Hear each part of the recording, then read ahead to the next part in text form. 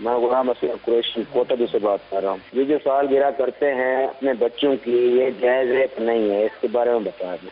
سالگرہ کرنے کی شرعی حیثیت یہ کہ سال پورا ہونے پر اپنے بچے کی خوشی ایک منائی جاتی ہے. تو اب سال پورا ہونے پر اپنے بچے کی جو ایک عمر کا ایک حصہ پورا ہوا ہے، اس کی خوشی منانا اللہ تبارک و تعالیٰ کا شکر ادا کرتے ہوئے تو وہ فی نفسی ہی جائز ہے. ٹھیک ہے.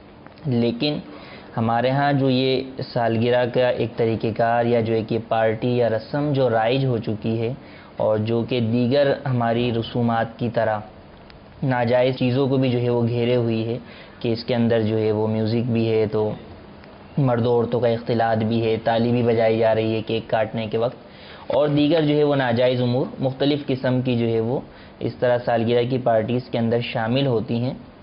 تو یہ تمام چیزیں جو ہے وہ خود بنفس ہی جو ہے وہ حرام اور گناہ کے کام ہیں، اور جس چیز میں شامل ہو جاتے ہیں اس کو بھی جو ہے وہ حرام اور گناہ والا کر دیتے ہیں. تو مسلمانوں کو اس طریقہ کار سے بچنا جو ہے وہ یہ ضروری ہے.